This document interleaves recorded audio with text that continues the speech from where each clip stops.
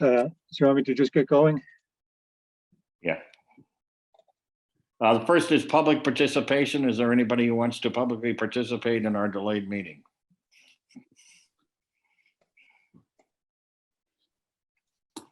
Hey, Joe. The first is Joe, the public. it's Chip. Yeah, Should we do a quick roll call so we just know who's on? I was going to take a quick look at that myself. As far as the public safety, you're on, John's on, Phil's on, Tim Demers is here. Tim, Tom Galvin, sir. Tom, thank you. I know Janine texted me, emailed. John is there. Phil's here. Sir. Mark's Oh, here. Wayne's Janine's in here. now. Jason, is he in? All right, I don't see Jason yet. Shane, have you let people know that it's working? I'll shoot an email out now. Do that now. So, I just texted Jay.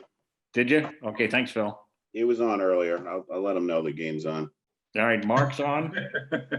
Mark's on. All right. So I think we have a quorum. Well, we have a I saw quorum. Wayne on. Yep. All right. Sorry about that. I guess there was a glitch in the system. So I hear no public participation. So let's go to the administrative action. The first thing we need to do is to approve the GMP amendment. Previous meeting minutes, sorry. I hear a motion for the minutes of November 18th, 2021. I need to make an amendment. I was not present at that meeting and I'm marked as present. Aha. But we felt your presence, Janine. I'm glad you did. That's okay. All right. I hear a I motion. move that we accept the meeting minutes on November, as written on November 18th, with the exception of Janine being present, moved to not present. I hear a second. I'll second that. Okay, thanks, John.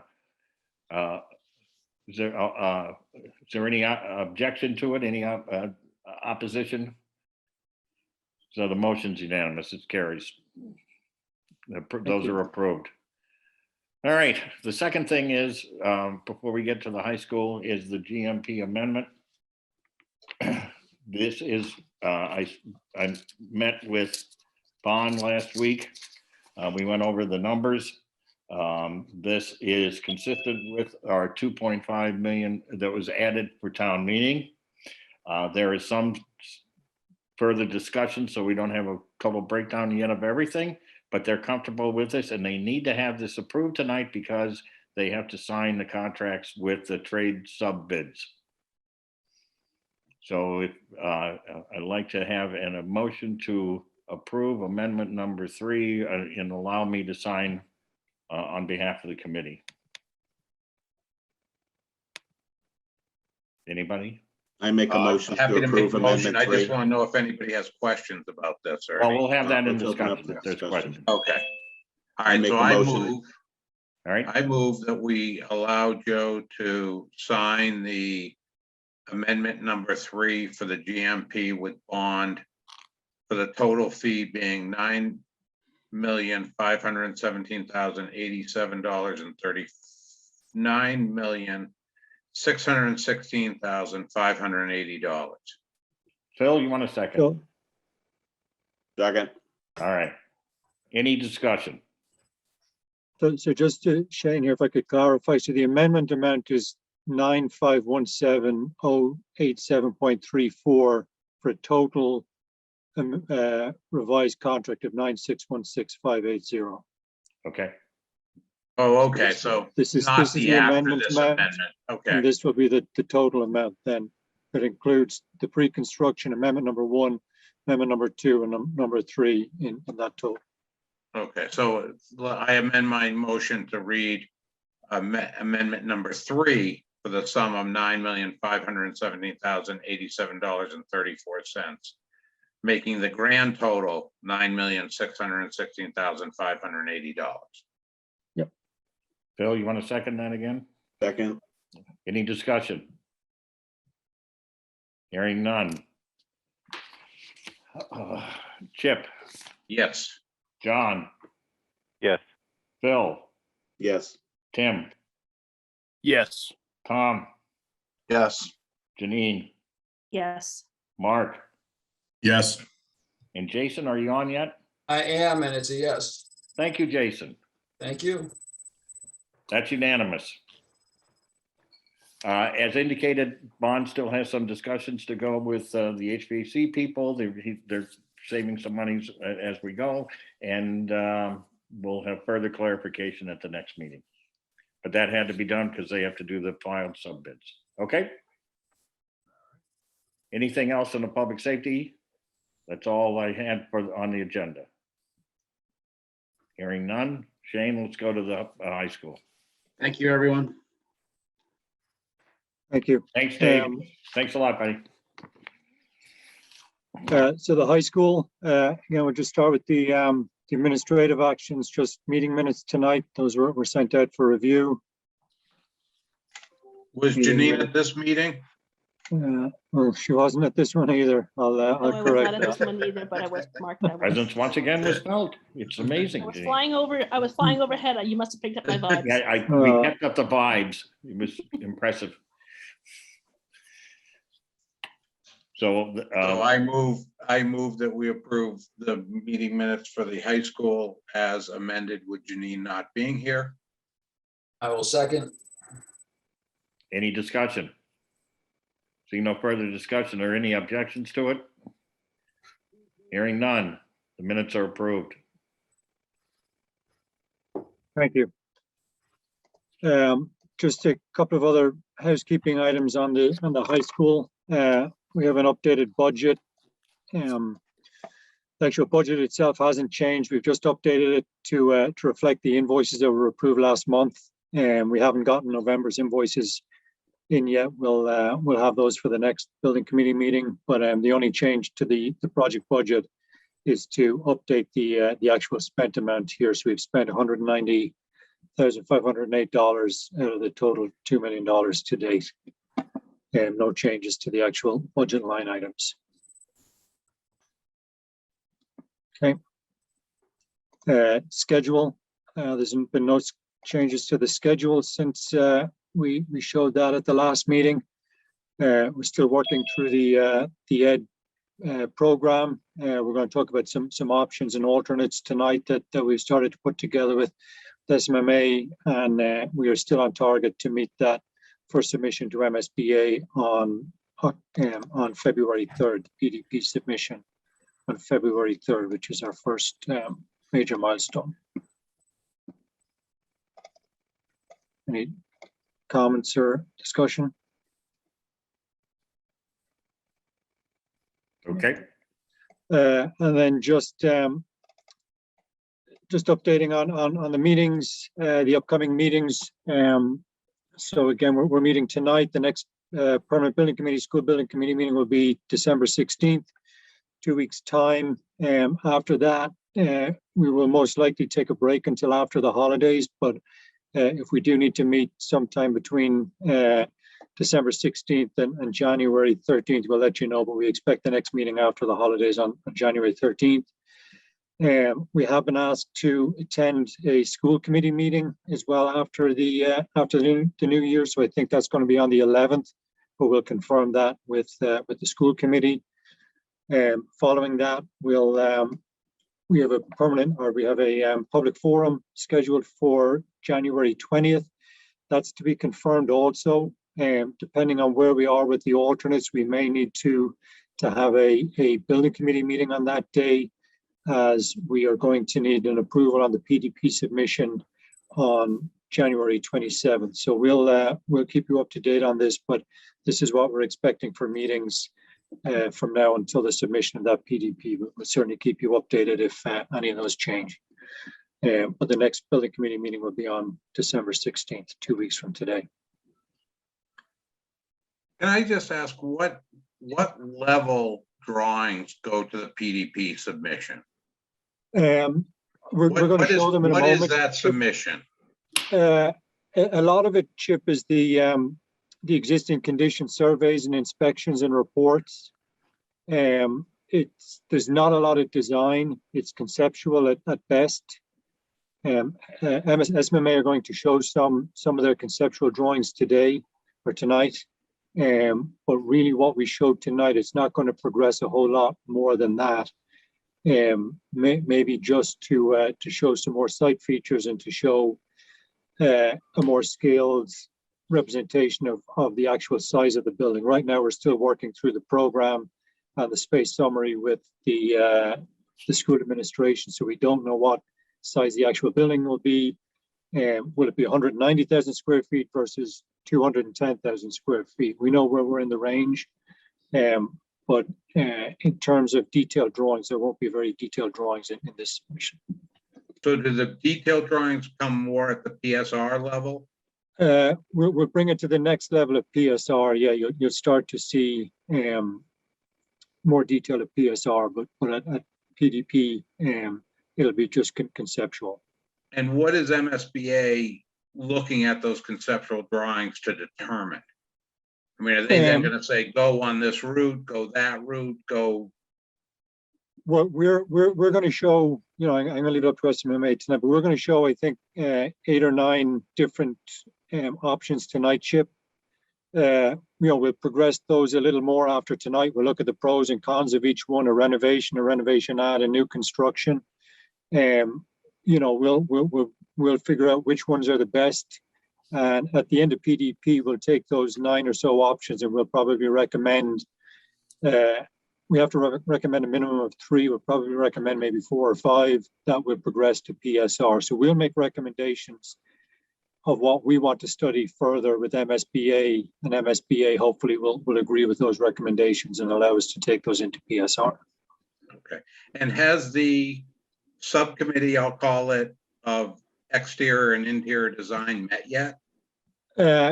We haven't with the interior exteriors, and that probably won't happen at this PDP stage. We did have our first meeting with the MEP and the sustainability focus group this morning.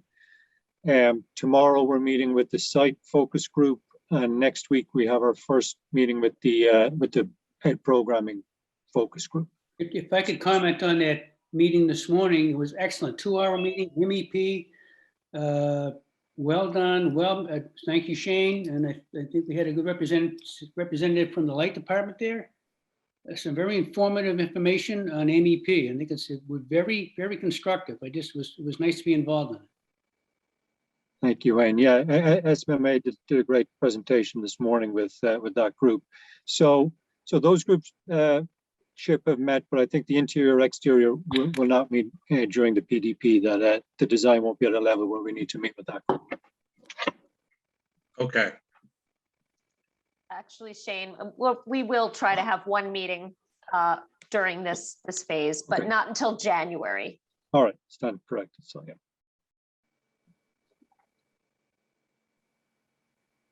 So So at this point, at this point, the architects have just taken it on their own at this point and moved forward. Well, Really? I think let's go to the next agenda item, Chip, and maybe it'll start to become clearer. When Yeah, I'm just SMMA trying to do their figure out how we presentation tonight. got to these 12 plans. Yeah. At this point, maybe Lorraine can explain that a little bit. Right. Sure. So just to clarify, the PDP stands for Preliminary Design Program. Yeah. And really what it is it's existing conditions, it's understanding your programmatic needs academically, understanding what that means as a total gross square footage for a building, and providing some building concept outline and diagrams that represent that square footage. It is in no means a design. So, our team have come up with concepts that fit the program, looking at the site, knowing what we know from the existing conditions. And they're basically, think of them as test fits at this point, Chip.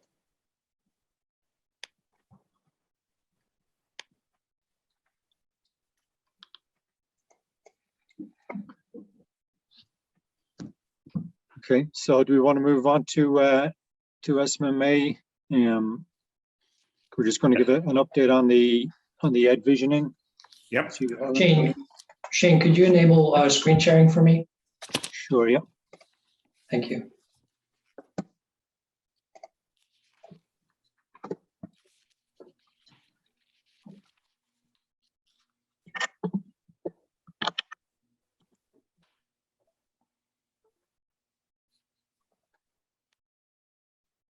So while Brian is pulling up the screen, there are several team members here tonight. So let's just do a quick roll call for SMMA. I'm Helen Fantini, project manager. I'll hand it off to Lorraine.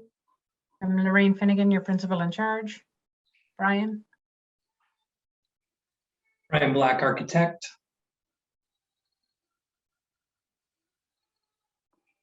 Phil Quinelli, educational planner. Mike Dowhan, landscape architect. Matt Rice, architect.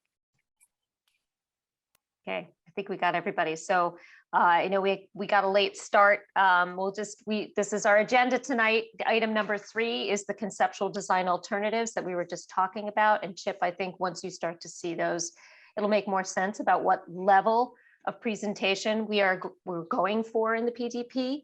So if you go to the next slide, Brian, for those of you that did not participate in the educational visioning sessions, we had 4 2.5-hour intensive deep dives into thinking creatively about the educational program, about the needs and desires of the community. We had great participation from school leaders as well as community members. And this is just a brief summary of what each session sort of stepped through. This information is going to be really important for us as we marry it with the actual program and the existing conditions. So, and then I was going to pass it off to Phil to talk briefly about where we are with the educational programming process. We lost the slides. It's coming back. Sorry, I'm Okay. trying to manage the screen here. I'm sharing, I think, too much of it. go to display settings, Brian, go to display settings and presenter mode up the top. So I'll just get right into it. We conducted interviews with educators, staff, and students, and we have just completed the draft reports for 24 meetings that we conducted at the school in person. We are in the process of developing space summaries based on the programmatic needs. We had a very good session earlier today with educators to understand that a little bit more. And so that's going to be an ongoing process for the next couple of weeks. We have an educational focus team meeting on Tuesday, and some of you will be part of that. I believe we have 15 members to that focus team, and the school department will be working to develop an educational plan, which includes how they work today, and it's very detailed by department and by discipline, and how they want to work in the future. And it affects everything from arrival and dismissal to how educational delivery takes place in a variety of disciplines around the school. So those are all parts and pieces that are going on right now. We are working diligently to get to a space summary. There's just an awful lot of information that goes into that process. So that's where we are.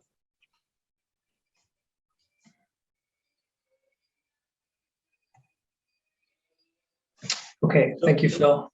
So do we, was there any questions about either visioning or the educational programming before we move into the concept design? I have a question. When do you anticipate that this educational visiting will be complete and a report will be made and the space summaries, et cetera? So the educational visioning sessions are done, Joe. Two sets of minutes are already posted on the website. So the next two meeting minutes will also be coming up soon. And then I believe David is going to, kind of wrap it all into one report. And then I'll let Phil talk to the space summary and the ed plan. Those are coming along. Yeah, I think it's an iterative process. We hope to be able to have a pretty good space summary before the holiday break.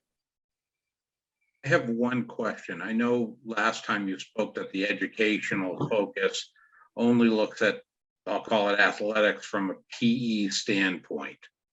At what point do you start talking to the athletic director or thinking about athletics and how that intertwines with this? Because to do them separately doesn't make a lot of sense to me, but I know that's kind of, MSBA doesn't really care about athletics from that standpoint, but from a space standpoint, I think it's very important to understand the needs of the community on that. So how does that all get integrated?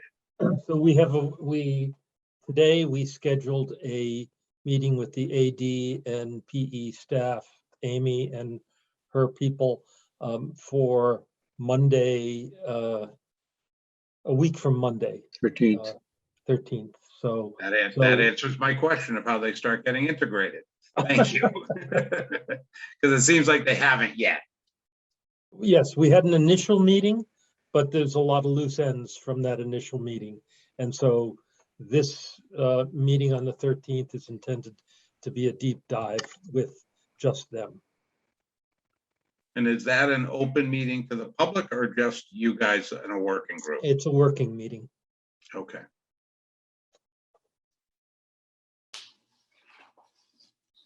Thank you.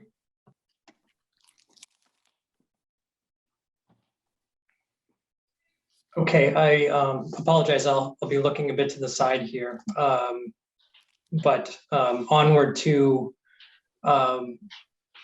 our 11 options that we are starting out with. What we're looking for tonight is some feedback on these initial ideas. It's a lot of information, so we're going to take our time and make sure that you have time to absorb everything and ask questions.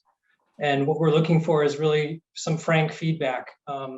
At this stage, I think it's best to not think in sort of a winner take all kind of line of thinking. Think of brackets. If you're a fan of NCAA basketball, we're creating series of conceptual groups that are going to compete with each other, and we're going to pick the best of each type. MSBA requires us at this stage to have at least one code upgrade option. And then we have a series of addition renovation options that use parts of the current high school and build off of it in a thoughtful way. And then we have a series of 6 options for new building. That's 3 on Beasley Oval and 3 on the baseball field and tennis court area, Walsh Field. So there's a range of differentiation here to look at, but I would start with understanding the basic concept of kind of what each site affords the project, not only space-wise, but logistically.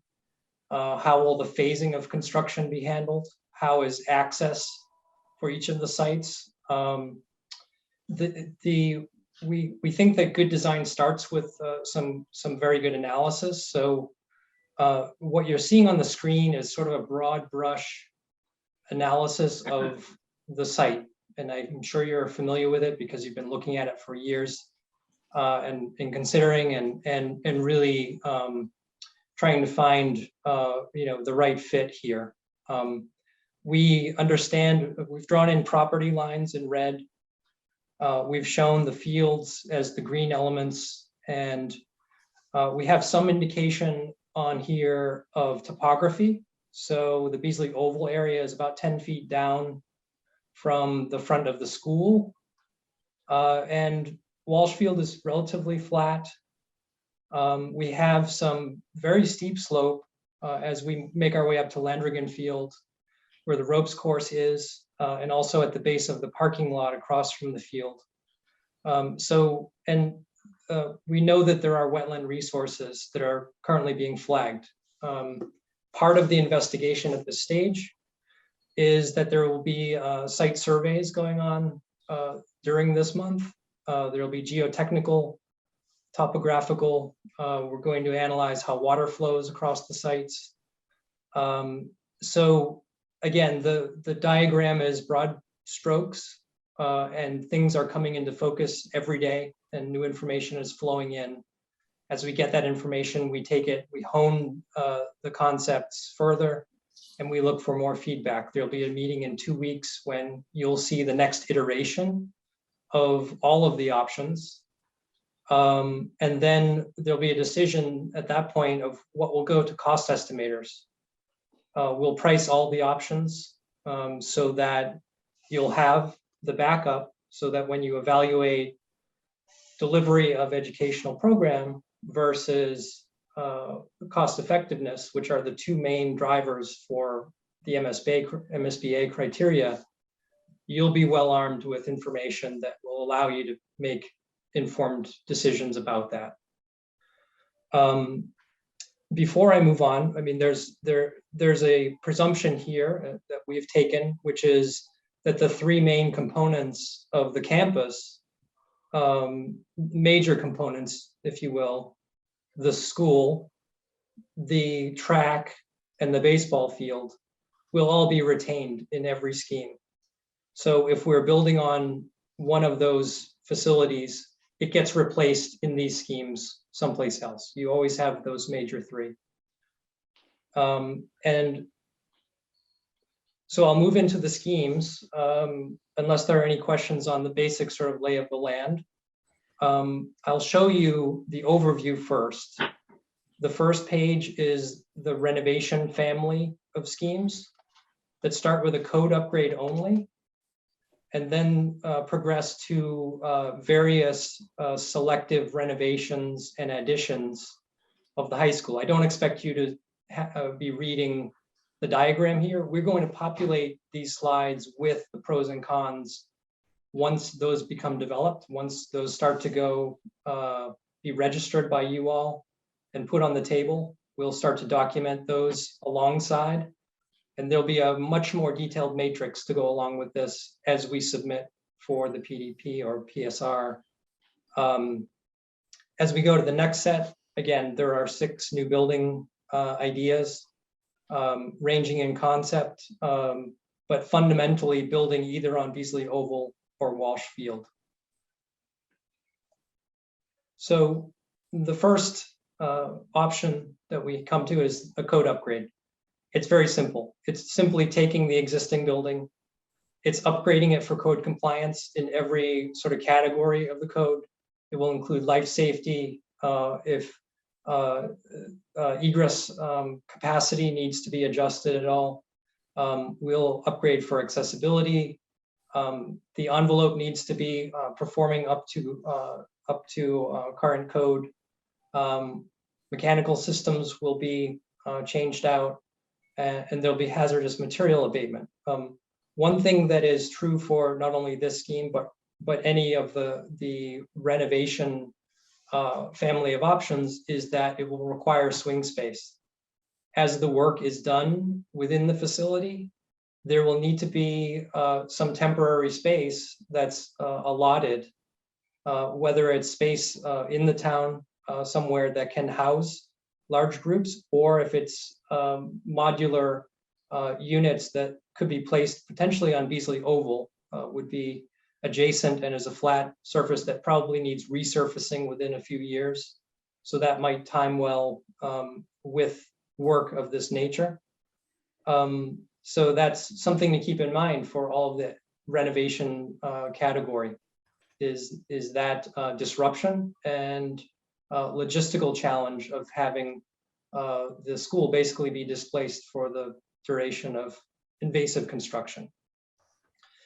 This option does not address the educational goals that are being enumerated at the moment, meaning those issues that are problematic in terms of threatening the accreditation will not necessarily be addressed with a pure code upgrade. It certainly won't address looking forward into the 21st. We're beyond 21st century thinking now, and should be progressing and evolving the school. A pure code upgrade would simply, dare I say, fossilize the 70-year-old educational thinking, the design patterns of last century for several more decades. So there are some challenges there educationally, to be sure. It does leave the fields untouched. So that's a silver lining to that option. If we want, we can open this to questions and comments. Joe, do you have a sense whether that's appropriate, or I can go through them all and come back? Happy to do it either way. I think if people have questions, they might want to ask them as we go through. Sounds good.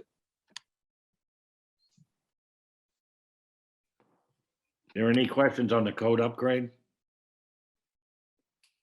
Hearing none. Moving on. Okay, the first of the addition renovation options. We're showing the renovated portion of the existing school in the light sort of tan, and new construction as the deep orange. The additional lighter orange to the east of the building is a proposed plinth to negotiate the 10-foot changing grade. The additional hatched area on the upper portion of the plan is indicating where existing building would be demolished to make way for a more generous public space along Farm Street, becoming more of a place rather than what is now more or less a runway. It's a drop-off pickup. It's not necessarily an open space that a project like this could re-envision for that frontage along Farm Street and make it a more green project. The renovation includes the field house, which is roughly 17,000 square feet. So that's a piece that is a bit newer, and so there could be some cost savings in terms of doing renovation of that portion. We are seeing throughout the industry major increases in cost, and I think anywhere the project can seek to limit some of those costs of commodity materials like steel that are quite elevated at the moment. We don't see those really leveling off quite yet. So it's something to keep in mind when we think about addition renovation versus a new building. All of the addition renovation schemes will deliver the full vision of the educational program, potentially in a different way than a new building from scratch might do. But fundamentally, the spaces are right-sized.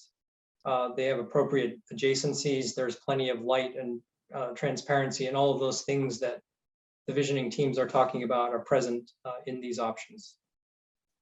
Brian, one quick question. Can you just do a broad stroke square footage of either new and or renovated square footage of buildings versus what we currently have? Because my understanding is our building is way oversized. Well, I think the building suffers from what I would call sprawl. It's very spread out. If we go back to the plan of it, there's a huge void in the center. And on either of the two remaining sites, we could not rebuild this building. It's too big. The site that it sits on is a little over 10 acres. Beasley Oval, Walshfield, those are about 7 acres. And when I say sprawl, I mean that the major bits of the building, not bits, they should be sort of major, community oriented spaces. The gym, the cafeteria, the library, those are in 3 opposite corners of the building now.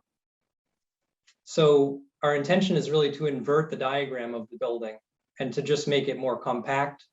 It might make it more of something of a star shape so that you get the heart in the center and you get the wings coming out of it and you get space in between.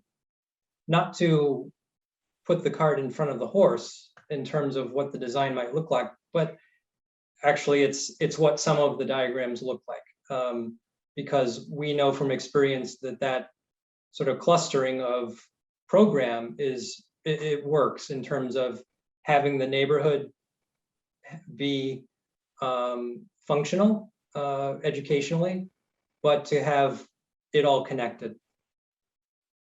No, I don't know if I talked around your question, but I answered. So do we have square foot numbers of what we currently have versus what the new plans are showing?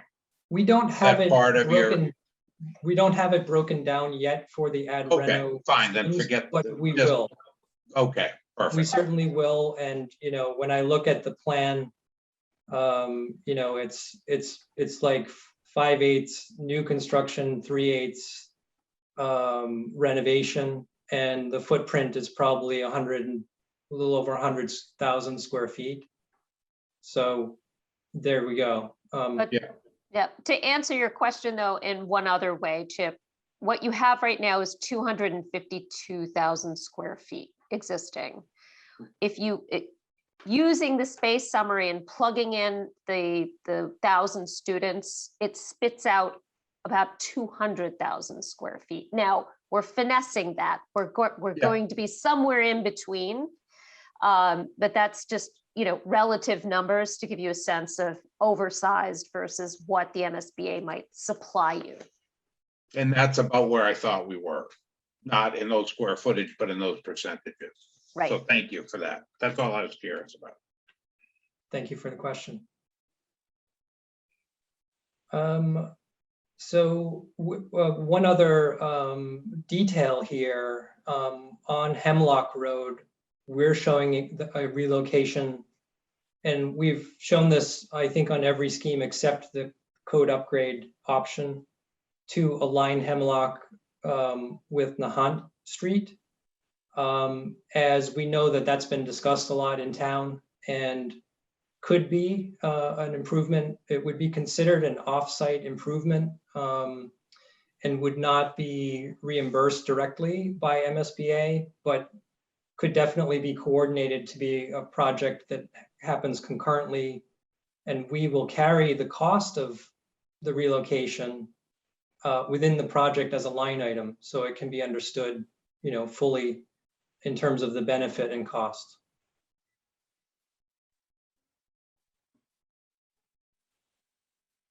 Is there any further questions on 2A? Thank you. To 2B. 2B is another addition renovation scheme. It preserves more of the existing building footprint. Inserting new building into the courtyard, as I mentioned, that gives you the inversion of the diagram so that your heart spaces, the media center, dining commons, generally learning commons could be in there as well. And to sort of mitigate some of the deep sectional issue of the school having what are called landlocked rooms with no windows, we could potentially sink light wells into those areas where it's very wide, and thereby bring light in and really make it a more habitable environment for learning. This scheme also brings a plinth out to meet Beasley Oval. We should discuss the grade a little bit in terms of how the schemes work. Obviously, with building an addition renovation option, you're not having to deal with that negotiation of grade. When we see the options for building on Beasley Oval, we start to have to terrace the construction such that it meets grade and gives, you know, a sort of connected environment outside of the school. 2B, you know, generally the other site elements are untouched, so there's not much more to really delve into other than kind of the programmatic pieces of this. Certainly, any other questions on 2B? Regarding this one, it appears there is less demolition than in 2A, is that right? Less pure demolition, yes. Okay. The areas that are renovated, you know, what we're seeing in the reporting of inspections, the condition of systems overall is something of a gut renovation. So I think there's a somewhat fine distinction between the two. Obviously, with a full demolition, there are no new materials. So, but the overall square footage would be the same in all of these schemes. Any other questions regarding 2B? I just had a question, Brian, on, and maybe I just missed it on 2A, but on the, you have additional parking, it looks like, or parking labeled up front and on the right. So they were there in the bus lane. Okay, I just missed that. I was looking at all the other colors. So thanks. Yes. Okay. You're very attuned to the detail. Thanks, John. Okay, moving on to 2C. So this is where the diagram sort of flips. We looked at some of the materials from the prior studies. We saw that there was some interest in potentially retaining the field house. And so we've taken this and developed it as, you know, a scheme. What would that look like if we were to bridge over Hemlock Road over to Walshfield and build the remainder of the building there? So you retain the 17,000 square foot field house. It gets, you know, a full upgrade so that it is basically a new gym that is connected. Now the connection is not sort of immediate. It's something of a walk. If you're coming from an end of the school, it's similar to what you have now, but it is connected fairly closely to the angular figure there, which would be containing the dining commons, basically the heart of the school. In this scheme, the bridge is something like 15 feet clear over Hemlock, and there would need to be a new tower element alongside the field house to get up to it. And we wouldn't just build a bridge, we would take advantage of the construction over and put program in it so it's active all the time. It's not just a passage space. This option brings a drop-off loop to the east of the west of the building. And the red star is showing you where the main entry might be. It wouldn't necessarily be a bus drop-off because we know there are fairly few buses, but that could be a vehicle drop-off at the front and then looping back out via Hemlock.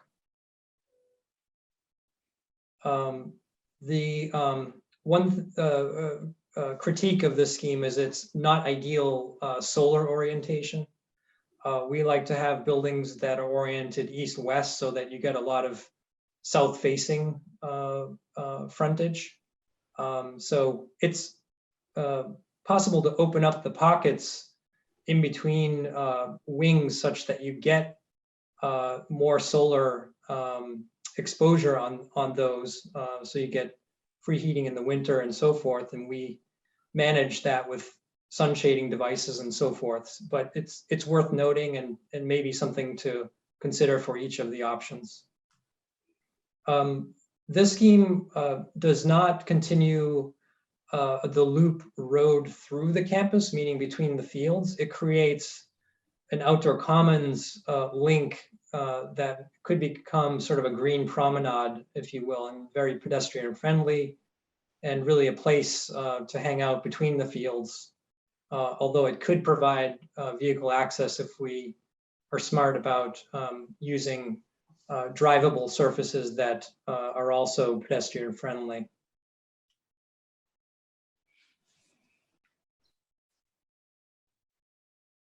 Are there any questions or comments on 2C? Brian, Tom here. Hi, Tom. In Walsh Field, you have numerous buildings in there, or the dark colors there. Do they represent any specific building or anything, or is it just a module of buildings? They do, but it's a secret. I'm It's just kidding. The two elements that are sort of downward on the page are the academic pods. So those consist of a cluster that is classrooms on the outside, and then there's a sort of a core space that could be a larger breakout or large group meeting room type space, so that you get connectivity of the pod. The administrative portion is all that skinny part along the top, and then the sort of pointed area is the dining commons, and the auditorium connects to it. So we have some thought behind the figure making, but at this stage we're not drawing the full plans. When we meet with the educational program focus group, we'll talk a little bit more about what footprints mean and get some feedback on the planning approaches, and that will feedback here, and you might see a little bit of morphing of the figure a little bit, but we do have thoughts in mind whether it's a pod scheme or it's more like a bar, because those are some options that are out there, and with the sites being so constrained, it's something that it may influence how we think about the educational space. I'm reminded here that one detail that we're not quite capturing, and that we hope to get feedback on from the site group on Friday, especially from the fire department, is the need for emergency vehicle access, fire truck access around the back of the school. So, if we're required to do that, that may sort of constrict things a bit more or compact things. But we have been doing some projects lately that don't have that aspect, and sometimes that there can be an overall benefit to the project. Not to get too in the weeds here, but it's just an element that you might see coming into this as we move along that might influence the layouts. Yeah, one more question, Brian. Where Walsh Field is, you've relocated or taken away some of the units that are in that pocket right there. Is there any way that anything that's been taken away will go someplace else? I'm sorry, which units? The Walsh Field? I'm on 2C. Yeah. Walsh Yes. Field, you see where that is? Yes, where the building is placed. Can you see my thing moving around at all? No, you can't. Okay, if you see where the gym is, take a right Yes. to the Jim, and I have a, Oh, so I'm sorry, the new Walsh Field.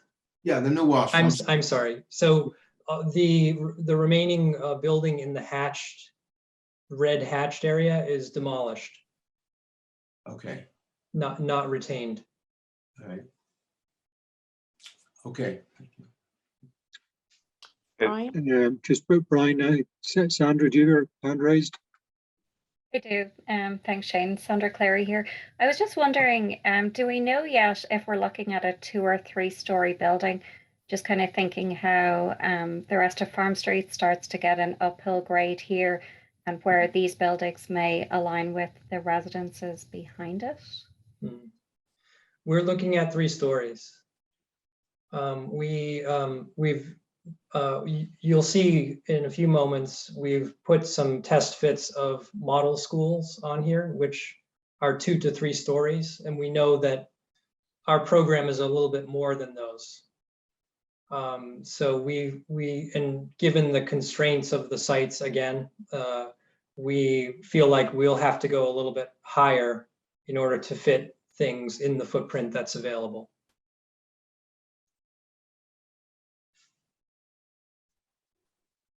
Thank you for asking. That was a fundamental description that I neglected. Okay, if we can move on to 2D. It is taking the 2C concept and really just pushing it closer to the renovated field house. So no bridge. We have immediate adjacency of the gym to that heart space of the school. And then the building has a little bit more space to kind of breathe. It would mean, reconfiguring Hemlock Road, which could be a bit more of a challenge infrastructurally. I think that road is controlled by DCR, and such a change of this type. Also, I think that we heard recently that the Vogue School road around the other side to Farm Street was not approved. And I hate to bring in hearsay to this, but we have to react to every sort of direction of the wind that we feel. It could be challenging to ask the main axis on Hemlock to go around the new school. I'll just put it out there. I don't want to editorialize too much, but that seems fairly obvious.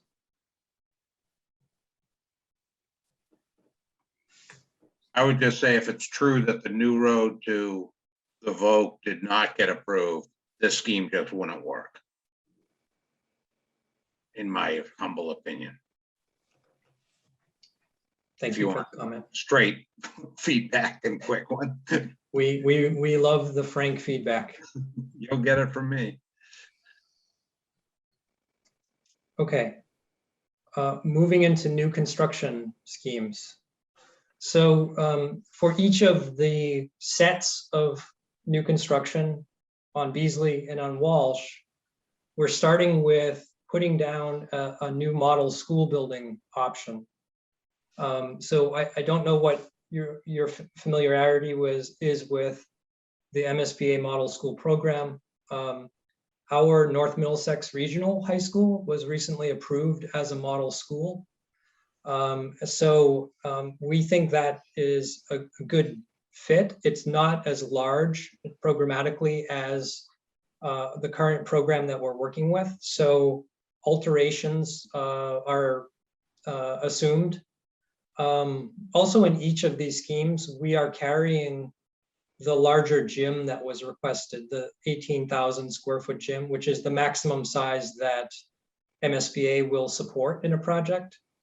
The original gym in the North Middlesex School is 12,000 square feet. So the additional 6,000 gives you an additional teaching station. Though that goes to the question of, is it justified in terms of the phys ed program, or is it for athletics? And it might influence the reimbursement figure or rate from MSBA.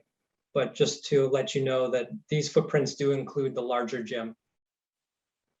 So the fit here, plan-wise, is pretty good. We are a little bit anxious about the proximity to the resource area on the bottom. We know there are wetlands there. They're currently being flagged. Soon they'll be geolocated so that we can really leverage that information on the schemes or to the schemes. And once we have an understanding of the need for a service road, I think that will potentially influence this in a critical way. We do have good proximity of the gym to Beasley Oval. And then the other elements are organized in somewhat of a 9-square grid within the building. Academics are facing east or down on the page. The challenges here with the particular plan that we're showing are that the arrival basically encounters the gym first, and you're going around it to get to the entry, so that's not ideal. And the loading dock, which is on the left of the figure, is facing Hemlock, which is also not ideal. So once we start moving those elements around, it begs the question whether it's a model school anymore. But we do feel confident that a pod-based footprint could fit fairly well. Again, keeping our fingers crossed on those items that are being surveyed. That's the fundamental option here. So Beasley Oval gets reconstructed on the existing high school site. So you, again, have good adjacency between those two elements.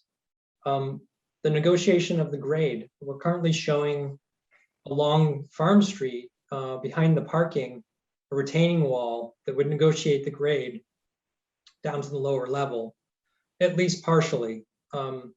So we're going to have to balance the cut and fill for the project so that we're not exporting a mass amount of earth, and we don't know yet the condition of that, either the soils or whether there's contamination. So, export could be, a driver in terms of evaluating schemes. What we do want to do is try to create a connection to Farm Street and not have sort of a sudden drop off and create an area that's difficult to get light into. We want to have a smooth transition of landscape, pedestrian friendly. If we can create one step at Farm Street and then a second step, further down, that could be a potential way to do it. Also, as we get into the newer or the from scratch options for building, we can start to think about terracing the building, which is something we did over in Waltham, where we have very extreme topography dealing with the rear level of the building being up an entire level, sitting on a rock bench. So there's a lot we can do there.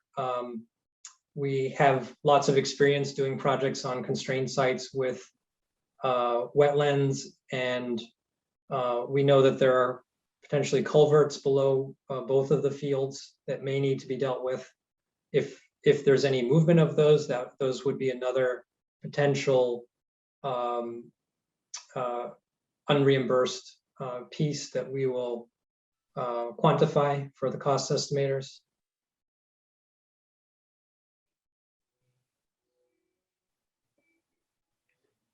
So the advantage one advantage of this scheme is also that the building, as shown, could be entirely constructed without disturbing the existing school. It would displace parking, but if we can fit it in this way, we wouldn't have to do phased construction. Are there any questions on 3A?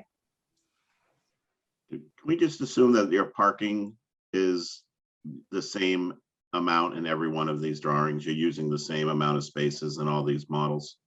Yes, that will be a fixed component of the program that we will replicate in every scheme. Thanks. And is that greater than the current parking to eliminate the parking of students all around that corner on Farm Street and up the hill? Curious. It's a great question. I don't think we've arrived at the calculation yet to determine whether it's more. I don't want to shoot from the hip here and promise anything, but I hear that that's a desire. And our team is on here, Mike is here, and he's hearing that too. We will definitely consider that. Thank you.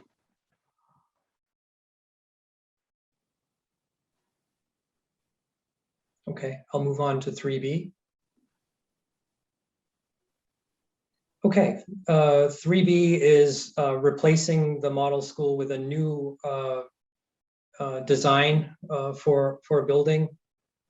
One difference here programmatically that we wanted to show is if the gym were actually the 30,000 square foot field house.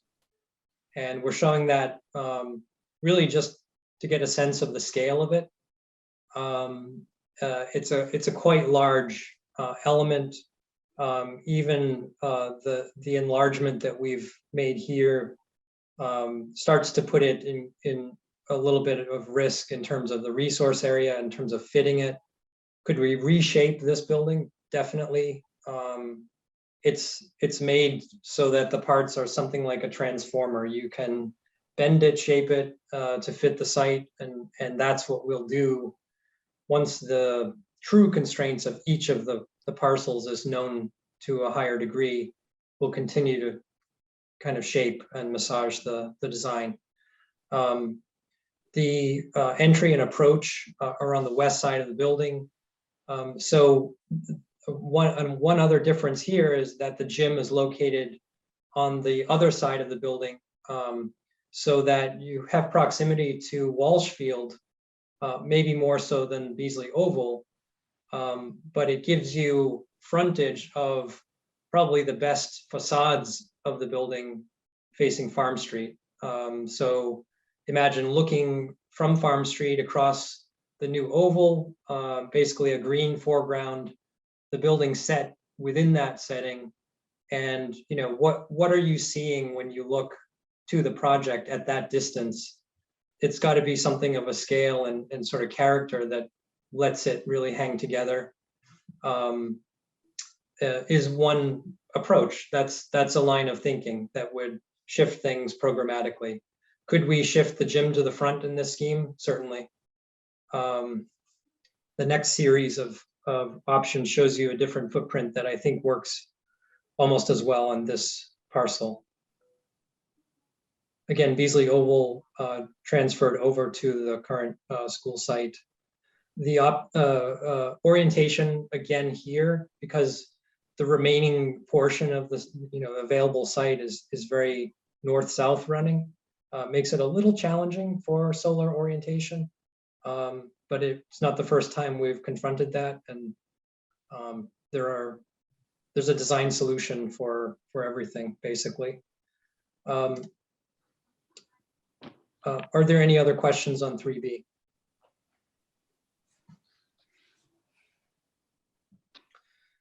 C simply restores the 18,000 square foot gym and shows a possible different configuration of roads such that the drop off is along Hemlock Road and the entry is sort of between wings directly into the common space.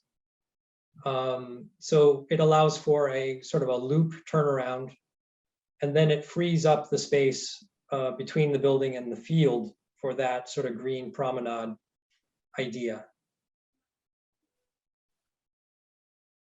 Going back to the grading issue, the placement of that bar on the front of the building also allows a potential terracing. So this is somewhat similar to the Waltham idea, where you could terrace down a bit to get to the oval, have the front of the building at the same grade, and then drop the back of the building down. So there's a transition with steps or a learning stair within the building that gets you all the way down to the gym and auditorium. Questions, comments on 3C?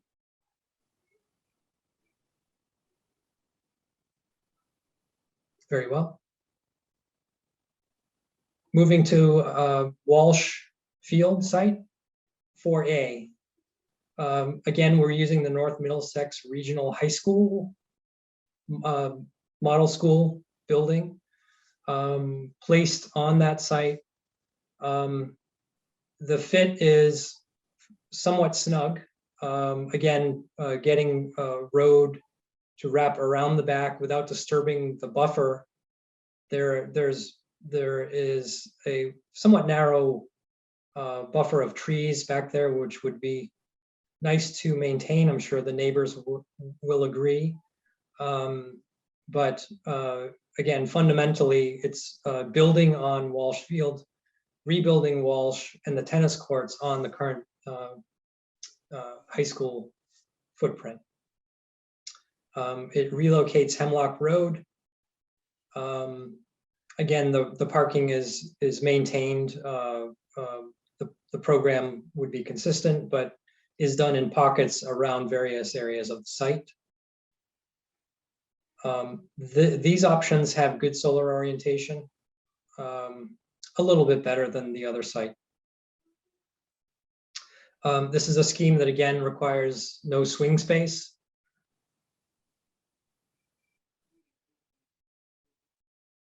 Beasley Oval untouched.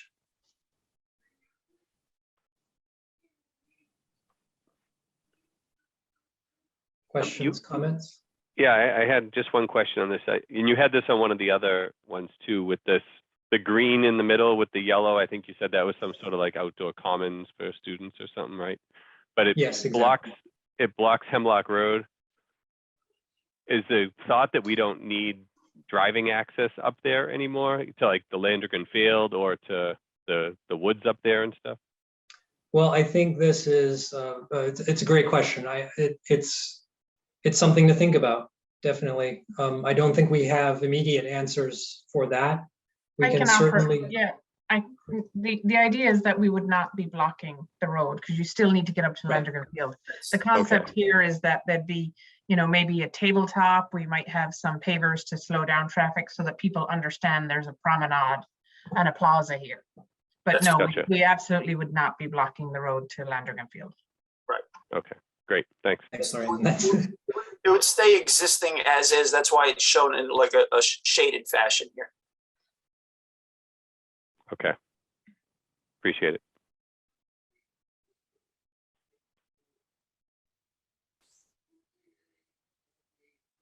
Any other questions, comments?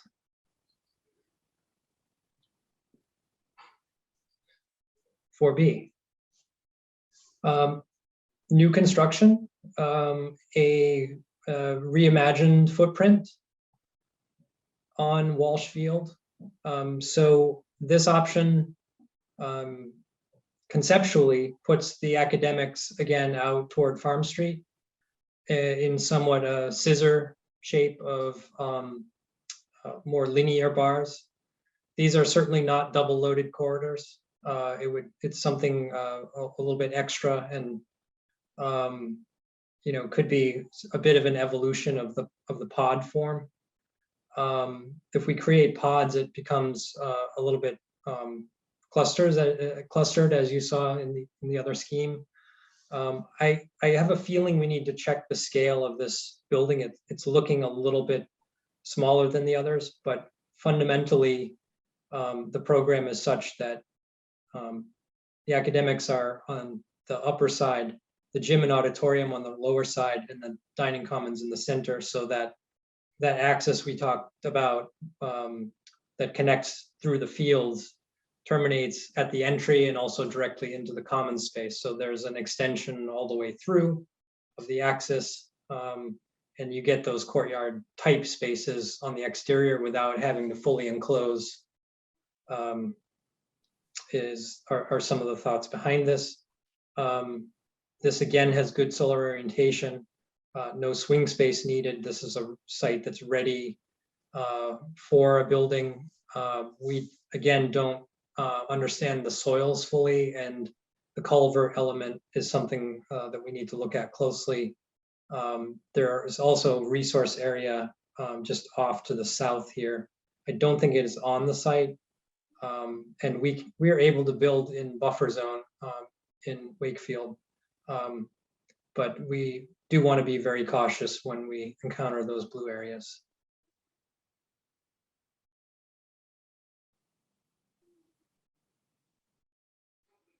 Questions, comments?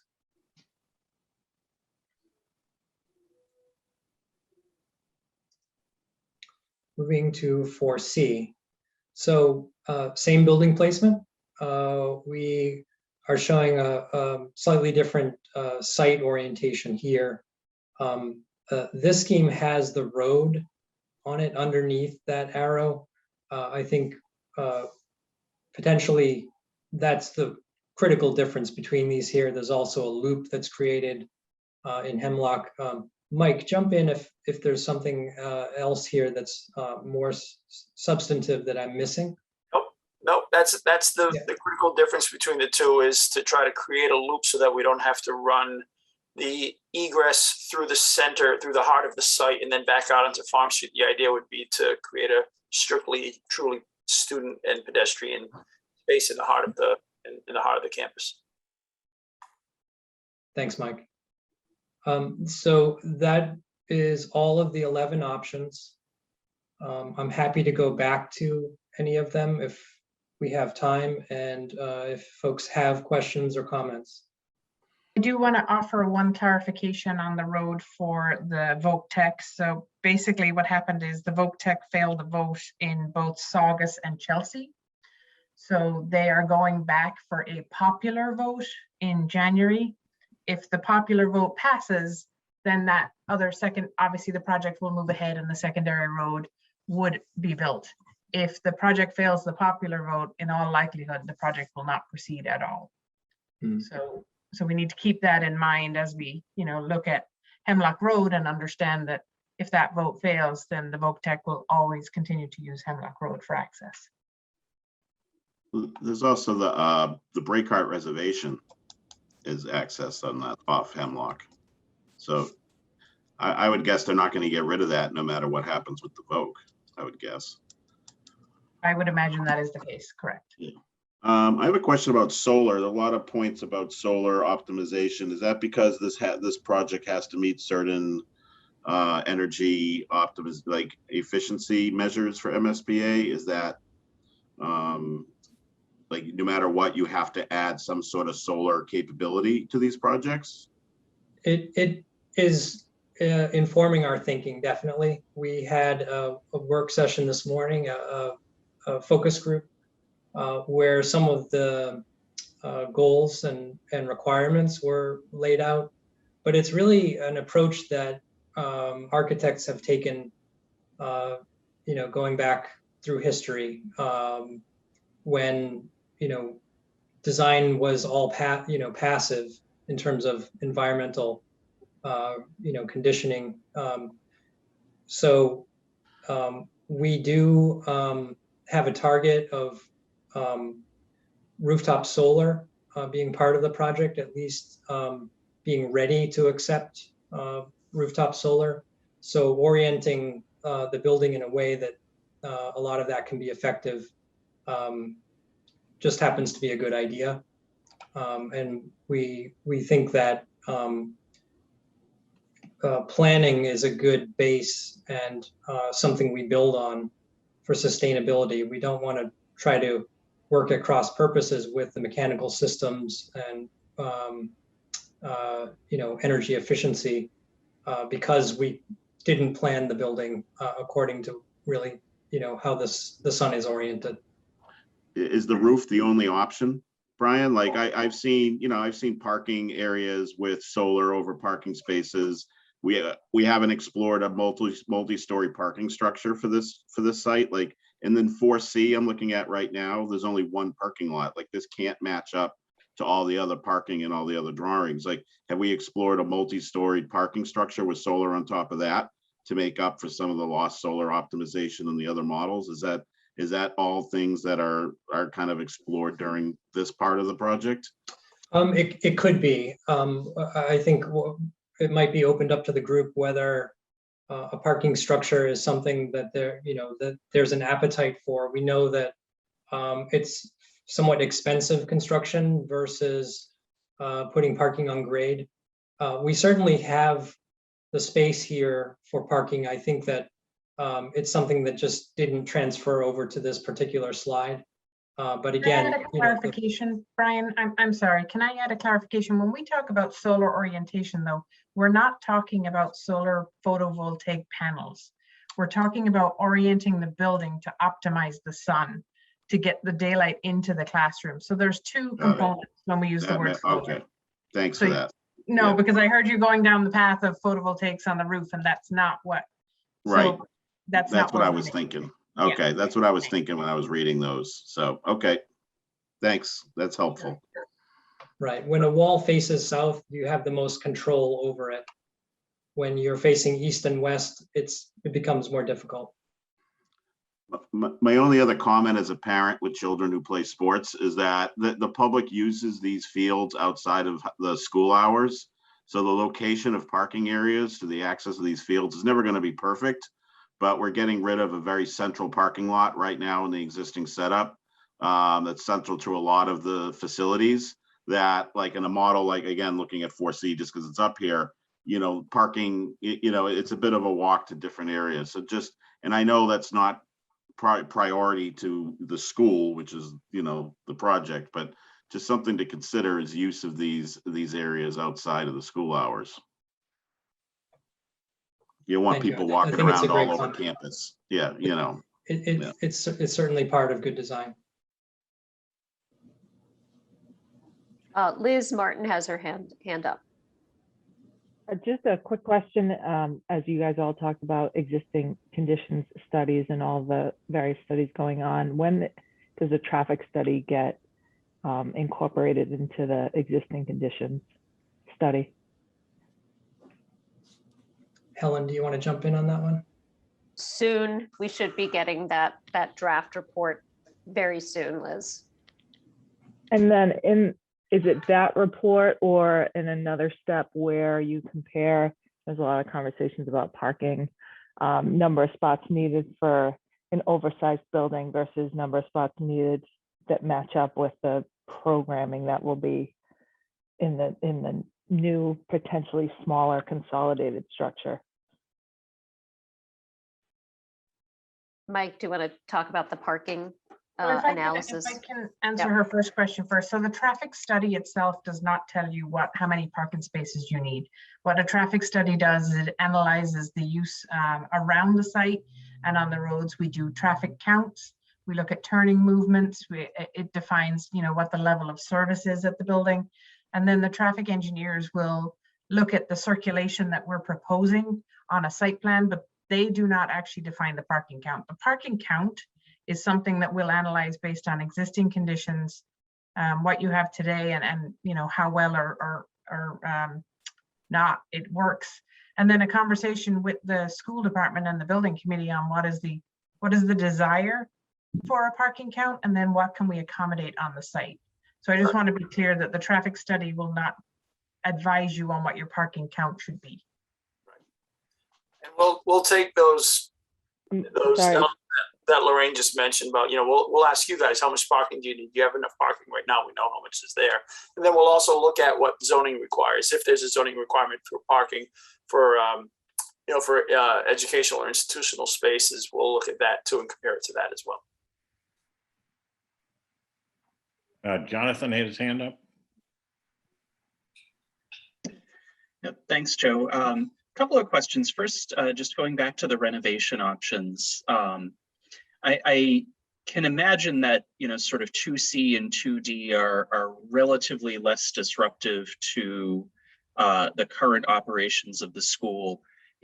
Would we anticipate that there's any material difference between 2A and 2B in terms of the level of disruption? I mean, is one of them I guess sort of easier from a management standpoint, or would one require less swing space based on at least the high level sketches we put here? Are they kind of the same? In terms of disruption, I'm not sure there's a major difference. Well, actually, if you can imagine the right-hand portion of 2B here being renovated only, perhaps the central portion is constructed while that's occupied.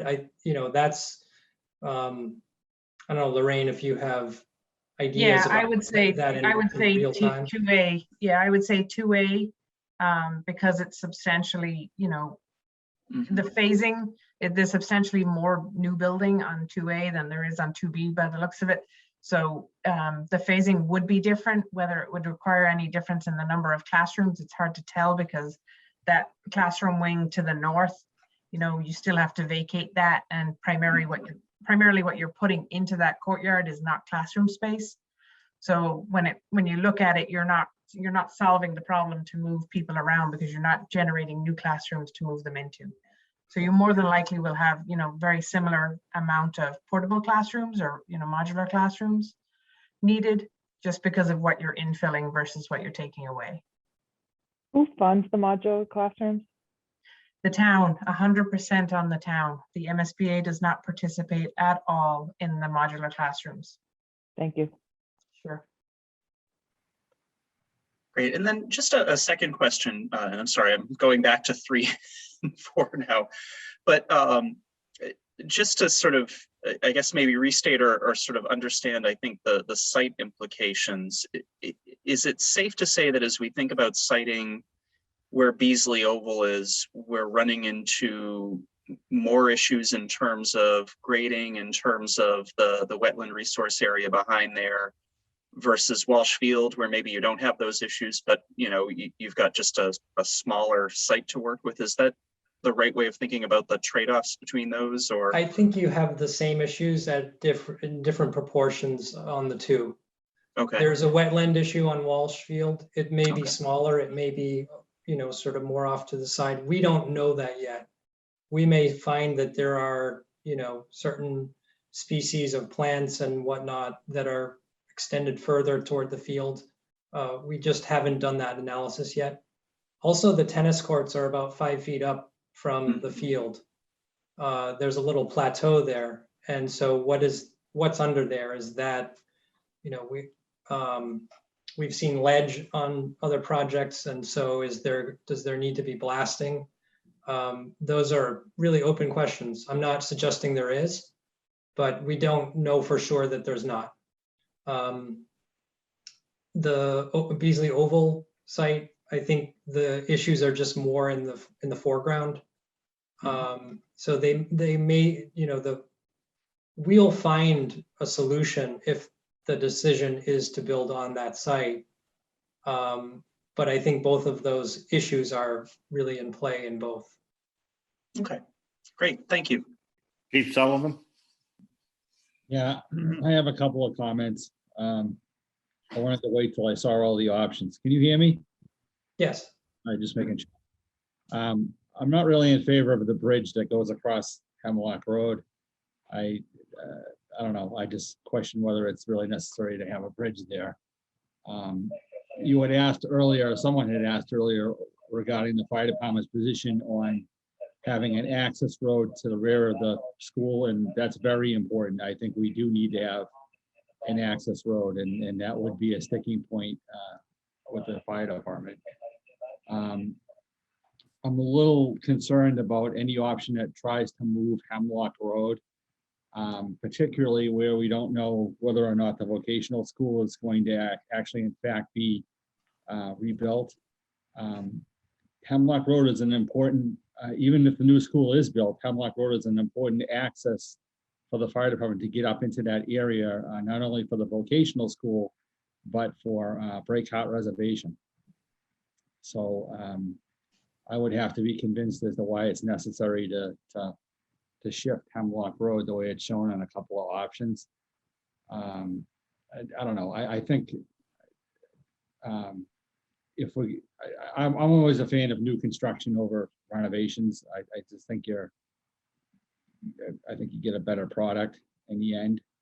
I think it's possible to build a building that fits onto Walsh Field. Maybe not perhaps in the design that's indicated on the sketch, but I don't know. Those are just my thoughts up front. I just, you Chief, would, Chief, the relocation of Hemlock Road, you could maintain the existing Hemlock Road throughout the construction of that new access road until you're ready to have it built and then take away the existing portion there. So Okay. it wouldn't be any loss of access to that area during construction. I mean, I do notice that it lines up with Nahan Street, you know, if it shifts over like it's shown. So, you know, I'm not sure if that's intentional or maybe. It is. That's the reason for it. Sure. Maybe it making way for possible traffic improvements in the future or somewhere along those lines. Yeah, that's the thinking behind it, that intersection could actually become signalized. We'll have a traffic consultant look at the conditions there and advise, whether that's been studied. If not, it will become part of the traffic study for the project. Would some other element, I'm not saying rotary, but some other sort of traffic, not calming, but smoothing element could be an alternative. But we just don't know until we get some professional analysis of it, what it all entails. As you may recall, a few years ago with the Doran Whittier study, that was a big issue that came up all the time. The Hemlock Road and the traffic and whether to move it to directly into Nahat and everything. So. Okay, that's fair enough. I mean, that's fine. Right. It's extremely important for us to have access, especially to those athletic fields. We are up there a lot, and you don't want to build in a factor that's going to create a delay in transport or patient care or anything like that. Right. That's Chip? it. Couple quick comments. One was on the relocation of Hemlock Road, which I see that, we had the small extension and kind of wiggly. And I know this is broad strokes, but I think there are opportunities to still relocate Hemlock Road and possibly even get it farther away from the buildings when you're looking at some of the new construction, the 4A, B, and C. The other one that I was thinking about was, it's always bothered me that Landrigan Field kind of sits amongst itself up on the hill. And as we look at possibly putting the new school, if it is a new school, into the Walsh Field area, would there be some way with terracing either a gym or a portion of the project into the hillside and possibly somehow tying Landrigan in to the new complex without having to walk up, whether it's, lockers underneath, a gym on top, and some sort of entrance? There were actually no stands or whatnot on that hillside. All the stands and working area are on the other side. So that was just something that was always intriguing to me, is was there some way, or was it even contemplated or looked at with terracing or building the school, taking some of that hillside, which is probably ledge, but utilizing that in some of the building process. So was that looked at all, Brian? It has not been. I think our initial take on that would be building on a terrace would be fairly expensive in terms of the structure of the building. Integrating that versus building on a flat pad is, probably an order of magnitude difference. Also, I think there's a potentially federally funded ropes course in there that may prove challenging to relocate based on our discussion with the AD But it wouldn't be the first time we've at least discussed that possibility. We had that issue on Waltham and we're discouraged from touching it. But I think probably the sheer fact of the steep topography and potential presence of ledge, that could be difficult to justify the cost. There's exposed ledge in that location, and of course, there's also mature trees, which are a valuable commodity out here too. Just to mention that stuff as well. As is flat space and parking. I like the outside the box thinking though. I just, as a proponent for the larger field house too, I think you need to think of, it seemed to be presented here mostly as square when it's larger. And as you well know, tracks tend to be more elongated, but I think I'm nitpicking on some of the big stuff. So till we get to the next phase, I'll stop. I think it's the lack of detail that you're seeing. Yeah. There are locker rooms and other adjacent spaces that kind of push it out. Okay. We'll work on that. Bill, you had your hand? Quick question, the orientation the building is in 4B. Is there any, was there any drawing of trying to orient it that where, or in some aspect of where the school is now? So like in the original edition renovation, it was all in the same left to right, and this is more up to down on the screen. Is there enough space to do that, like closer to the Woodville? Not without phased construction, because when you divide the parcel there between Beasley and the current high school, it becomes fairly linear running north-south. So it's just tough to get it to all fit sort of in that width. If you were to, demolish part of the school and build onto Beasley Oval, you could probably achieve that. But then you have sort of a compounded problem. You're not taking advantage of the fresh site. You're actually needing to create swing space in what is, academic science, and I think art is over there. Okay.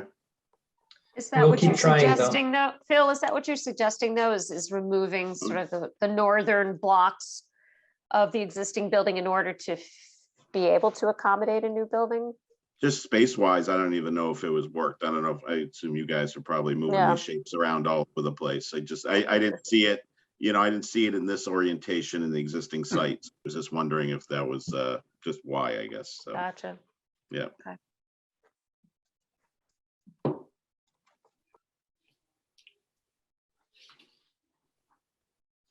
Are there any other questions on the various schemes? All right. Thank you, Brian. Thank you.